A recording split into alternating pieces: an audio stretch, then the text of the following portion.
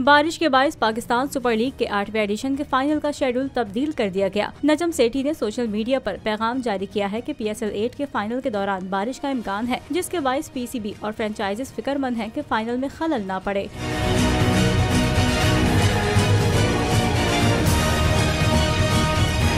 नजम सेठी ने बताया कि PSL के फाइनल को अच्छा बनाने के लिए PSL के फाइनल को रीशेड्यूल करने का फैसला किया गया है। उन्होंने बताया कि PSL के 8वें एडिशन का फाइनल अब 19 मार्च की बजाय 18 मार्च को खेला जाएगा। नजम सेठी ने बताया कि फाइनल के लिए पहले से खरीदे गए टिकट्स 18 मार्च को काबिल इस्तेमाल होंगे।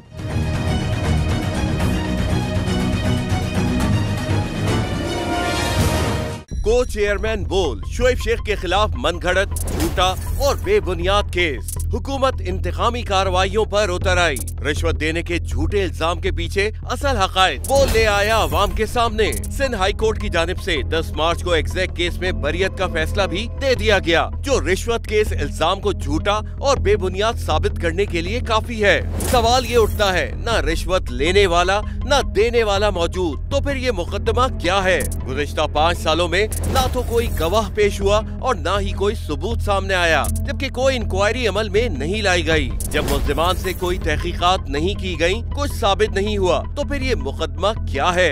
इससे कबल केस की इंक्वायरी कमेटी के सामने खुद जज कादिर मेमन ने रिश्वत के इल्जाम की तरदीद की थी और कमेटी को तहरीरी तौर पर आगाह भी किया था। इस झूठे और बेबुनियाद केस की कानूनन कोई हैसियत नहीं। सिंध हाई कोर्ट इस मुकदमे में शोएब शेख को बरी कर चुकी है, तो फिर इस नाम नेहाद इल्जाम की कानूनी हैसियत क्या है? बोल इंसाफ का मुंतजिर है।